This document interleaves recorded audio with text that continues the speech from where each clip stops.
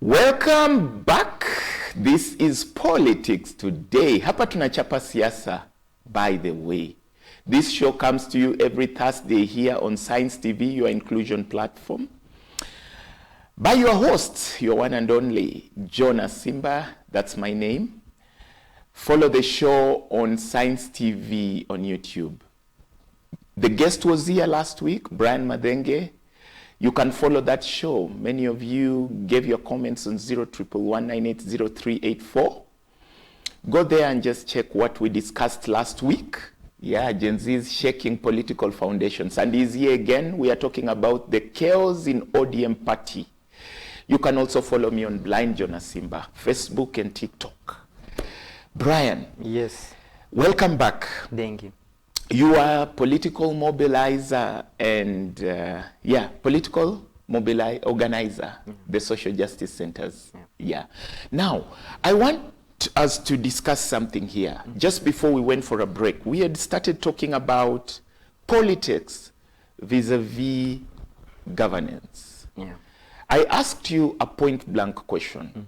Does Edwin Sifuna carry the genuine marks of a good governor?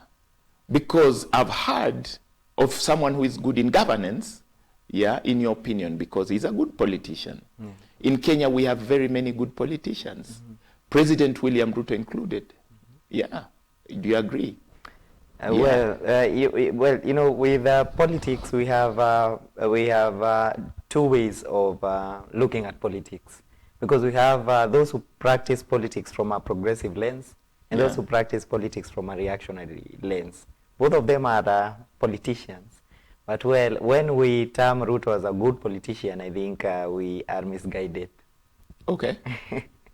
Because he's certainly a very good politician. No, he's tactical. Because he actually, do you know, he has never lost any elections since he started? Are you aware? That's a mark of a very good politician. No, I mean... Maybe in governance. Yeah, but we also have a lot of good politicians who have not had a chance. Because, I mean, with Kenyan politics, the kind of politics we practice are politics of the rich. It depends with how much you own. Is it really the rich or just the populist? Yeah, but also to be popular and, run your populist agendas, you also have to, have a certain muscle of, of material prowess. Okay. Yeah, because, even with, and also this wealth, the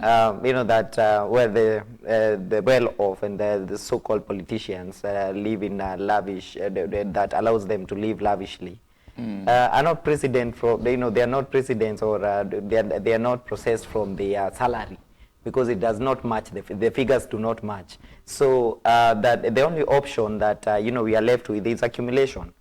What they practice is primitive accumulation, where they accumulate a lot of wealth for themselves, to sustain them and, keep them surfaced in, in the political realm. Okay. So, we need to differentiate between, when we talk about politics, I think, in the PWD sector, we have a nominated senator from ODM, Crystal Asige. You've heard of that name? Yeah. She's given us a disability act. We've had several politicians with disabilities. Tim Wanyonyi is one of them, even though Tim Wanyonyi never went in through nomination. Yes. Yeah, except the first time when he was an MCA. Yeah, but Tim Wanyonyi has been going through elections. We've had one Isaac Maura. You've heard of that name? Yeah. He's now government spokesperson. Yeah. You are a youth. Let me allow you to, get into the PWD sector for a minute. Are you seeing delivery for our PWD members of parliament? I think we can give accolades to Crystal Asige for the Disability Act. I'm told many of us who have interacted with it are happy. Would you say the same for the many others you know about? Yeah. Now that you come from the social justice centers, I would imagine you champion for social inclusion. Yeah, for social inclusion, Yeah. which was one of the most, it is one of the most progressive elements that we have in the Constitution of Kenya. Yeah. On inclusivity. Yeah. And from that angle, I think most of them who are, who come from, the nominated points, I think whoever feels the, the pinch is the person who is wearing the shoe. Right. So, I mean, in their delivery, most of them have portrayed a certain kind of objectivity. Okay. Because I think, they are coming from that tradition, so they understand and they feel, the pinch that comes with, being differently abled. Okay. And but the problem now comes with their limitations. Okay. Their position limitations. Right. Because right. like a Sige, something on the like a table. Sige, yeah, that's sorry. Okay. Like a Sige, like a Sige, being in the Senate, I think the Senate is only limited for, at oversight, legislation, and representation. Okay. Yeah, the implementation majorly is, by the executive or by the, both, by the both levels of government, okay. the county executive or the national executive. So that okay. is where actually the problem comes in, because we have many progressive bills, and most of them actually that, also champion for the rights of the people living with disabilities. Mm-hmm. But now the implementation becomes a very uphill task. Okay. So that is where we have a problem in. But we can, of course, confirm our accolades to those who have, those who have supported continuously, consistently, and unwavering. I would wish to delve into the act a little more and get its advantages, especially on individuals, PWD individuals. I would imagine there are lots of it. And also for corporates. I would want to know the advantages of corporates, the privileges in there for people with disabilities. We've had names, Ole Sankok, you've heard of such a name. We've had names like Teya. We've had, KEDIPA, Kenya Disability Parliamentarians Association. I'm bringing this because right now there is a scramble for the youth vote. In all fairness, everyone is trying to identify themselves with the youth. The question begs, is it just politics? This includes the Chaos In Odm Party. We are seeing, quote unquote, the leaders that look younger, Sifuna, Babu Wino, vis-a-vis the older ones, Suddenly we are hearing words like good people and bad people. And when you dig deeper, you find that the good people are the young ones and the bad people are the older ones. Is this really genuine? I'm really trying to figure out, are these marks of a good person in governance, or this is just politics? Again, I'll bring you back to that point, because as Gen Zs, I'm sure some of you will get into counties and leadership positions come 2027 if you play your politics right. And the question begs, what kind of politics is right? Because there is no, there is no manual for playing politics. But after 2027, will these Gen Zs who have come in really deliver? Yeah, I mean, that's an important question, and it's very important that we look at it objectively and according to the conditions that are at play. I'll start by, confirming that, this generation has been regarded as apolitical for a very long time. Because, I'm being reminded that I should mention Danita Gatti. As a PWD, one of the former PWD leaders. I'm also being reminded that I should mention Gertrude Musurive. These are women with disabilities that I've just mentioned men. Okay, proceed. It's also important also to... Yes. But as time changes, the nature of politics also changes. Yes. So we have this generation also within the ranks of these political parties who have practiced, who have a certain tradition of practicing politics.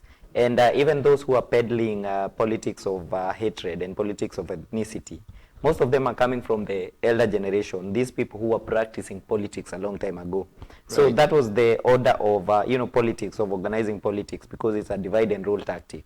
Yeah. But, as time changes and as these demographics change, we can see that, this generation that was regarded to as apolitical has been radicalized by the conditions at play. The high cost of living, the, unemployment, the brute force that Yes. is used by the state and such. So these conditions have radicalized them, making them political. And I think they have come to understand a lot about these political processes, in the recent past. Even they are, they are even taking lead in, these protests, these self-mobilized protests. So it also happens, across the breadth, because the youth, does not exist as a homogeneous group. Once it is radicalized, once that generation is radicalized, the conditions are cut across all generations. So they are also gaining a lot of support from the other generations. Okay. And especially the lower classes, the middle class and the workers, and the workers and the unemployed. Okay. So that one also reflects, that reflection of society also, gets its steps its foot on the political parties.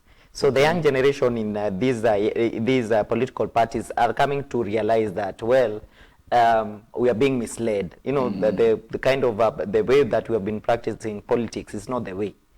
Okay. And the young people are demanding this, and they understand, because they are also coming from that generation. Yeah. So they understand the times and they understand the conditions. So yeah, then that one also is giving a lot of pressure, and it is stirring a lot of discomfort. So I'm just among the top party tier.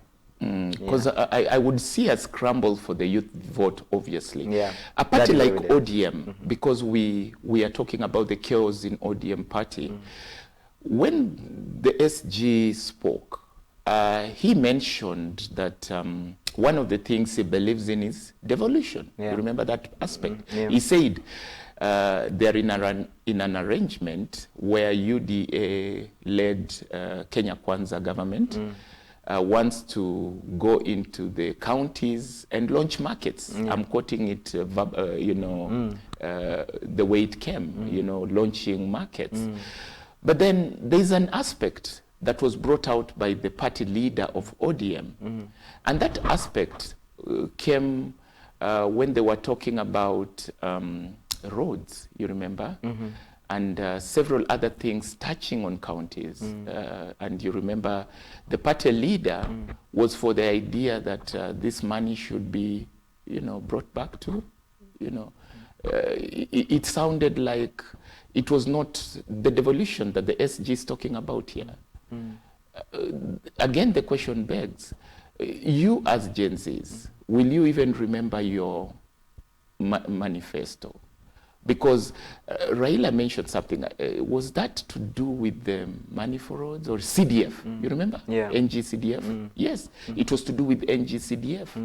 And it was for the idea that it should be taken out from the the counties. constituencies and taken to the counties.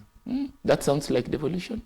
Yeah, it's still devolution. Okay. Because I think, with the CDF, I think the CDF, that that allocation allowed the members of parliament to interact with these issues to from a point of beyond the legislation and beyond representation. Yeah. Well, you represent people in parliament, but represent your constituents in parliament. Yeah. You make laws, but well, the implementation was solely by the executive.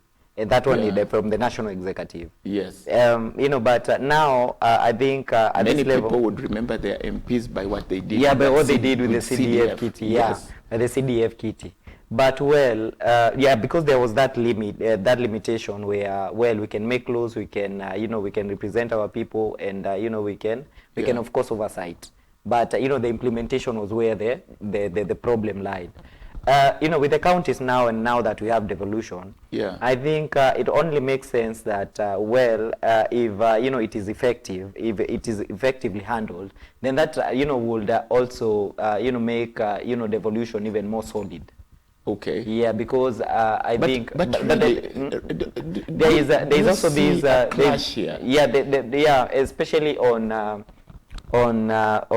separation of powers. Yes. Because we also have this allocation that is given to the counties, Right. from the national government, and I think just to in terms of public finance. Okay. I think it is only right that because they have also been complaints in counties, because counties have been lagging behind in terms of service delivery, because that allocation probably does not reflect and that is why there were also conversations around one man one vote. Okay. One man, one shilling or something. Yeah, one man, one shilling. One man, one shilling. It's amazing how far we've come. Yeah. Yeah. Yeah, around that, that conversation. So yes. I think if, the Constitution makes it clear that the role of the members of Parliament is to make laws, that is legislation, to represent and oversight. And so I think we can... Would you as Gen Zs prefer the money to be at the constituency level? It's easier for you to interact with an MP than with a governor, I would imagine. Yeah, but because I think some counties. Last week we spoke about tribalism here. Some counties may have marginalized tribes. You find there's a a majority tribe. Take for instance Busia. You find there's Tesos there and many other minority tribes within the county. Would there really be equity if this CDF is taken to the governor? Would there be equity? That would bring in other issues, don't you think? What has to be clear is the roles, the roles that that kitty is supposed to, is supposed to be utilized in. Okay. Just as the separation of powers is clear, I think that kitty should, there should be a discussion about how that kitty should be utilized. Because with the CDF, it was mainly for education purposes. Nowadays, it can also make other things. We hear people doing other, maybe roads or something. Nowadays, that allocation. But to a larger extent, I think it covered education. Okay. But that separation of powers has to be clear so that we avoid that clash or that antagonism between these institutions. Because for instance now the education, for instance the education role is divided between the national government and the county government, where the county government runs the ECDs, and the national government runs the primary and secondary and the higher education institution. For some reason, doctors and nurses have been not for being devolved. Sorry? Doctors and nurses, for some reason, did not want to be taken under county. Yes, the health, health is still under the national government. Yes. Yeah. They seem to be okay under the national government. But because I think there's been a push and pull over this is a devolved function. Yes, and and it has brought in a lot of issues.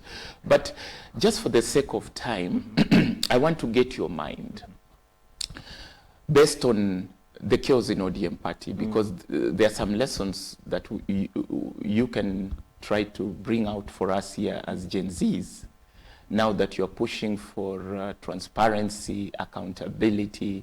Two things that the SG for ODM Party said they never they agreed on, and it was breached, was on the respect to rights of humanity. And secondly, the respect to democracy. Of course, rights to humanity goes without question. I would imagine if I asked you to speak against the killings, I can almost tell your mind. But on democracy, just in case younger people get into different places of leadership in 2027, after the politics, really, are they really capable of keeping the democracy? Because democracy means equity, not tribalism. Where are we now? Are you, as young people from now, really honest and forthright, or not going tribal? Before even we speak about corruption and other issues. Yeah. I mean, corruption is a manifestation of a failed system. I mean, tribalism is a manifestation of a failed system. Right. And it is, I think it's man-made. So if it's man-made, it can be, it can easily be eroded, through some processes, through some form of socialization. Okay. Which, has been, which we have witnessed, and it has been very evident in that phase of the youth organization, the youth organizing. Because there was no talk about tribe, about, tribe of Balkans, or, or any, where do you come from, what region do you come from. It was a national agenda. Yeah. It was an urgent, it was an urgent task that, needed to be deliberated by, the youth as a whole body. Yeah. Without any divisions also. Yeah. So I think it is very evident that the youth are and also as we mentioned, times changes a lot of things. Because the traditional way of practicing politics was through these ethnic divisions. Yes. And people had, and people placed themselves depending on tribes. And the last time we were here, I think we debated about it. And just to make it clear is that what we are convinced is that we only have two tribes. Okay. The haves and the have-nots. Okay. Because the rich have a way, they have a way of coming together and solving their differences. Then their differences arise from interest, not principle. So it's not the old against the young. It's not the old against the young, because it's the rich against the poor.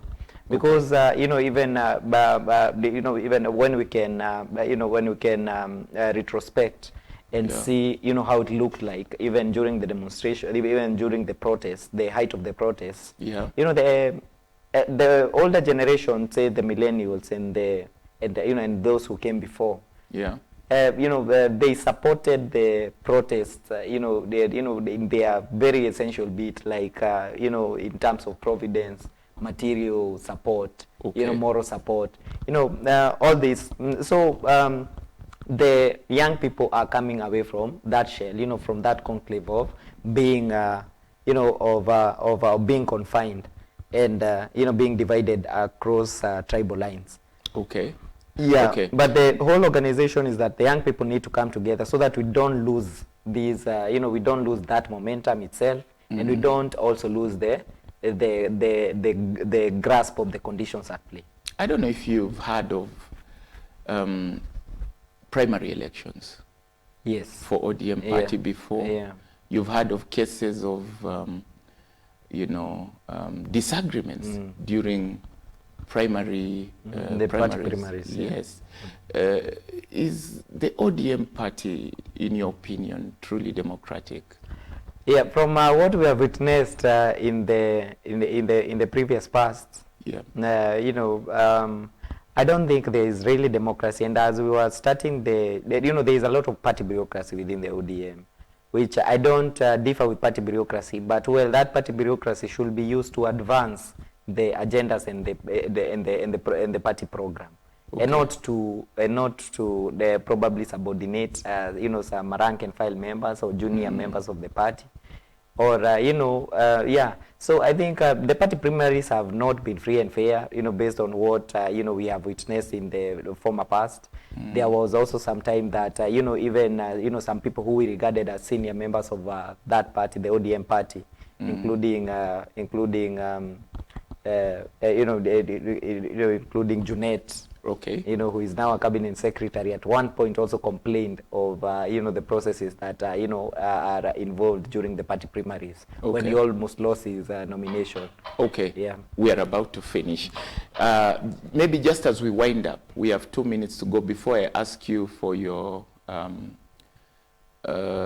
last words. would you advise the Gen Zs to form their own party? Would you advise them to follow one of the leaders? What's your opinion as you wind up in 1 minute? I think and I will take that as your last one. All right. I think there is that we don't expect anything new from this lot, and I think the current, the so-called current opposition, in quotes, is is not a coherent force of, and it does not represent what the young people are advancing. So I mean, the young people now, because they have understood the process and the path is clear, the road has been shown. I think now it's time that they come together, register as voters, and come up with a minimum program, a collective minimum program that can be achievable and that can be used to unify the voices of the young people towards the 2027 elections and beyond. That means forming a party? That also means going even beyond forming a party, organizing, mobilizing, and also coming up to vote in case we get to 2027, and also supporting the young aspirants who will be carrying a progressive banner. Well said. Brian Madenge, political mobilizer, the social justice centers, especially the Mathare Social Justice Center. This has been Politics Today. My name is Jonas Simba. Our sign language interpreter has been Gideon Miner. You can follow us on Science TV on YouTube, Blind Jonas Simba, YouTube, TikTok, and Facebook. See you next week on Politics Today. Bye-bye.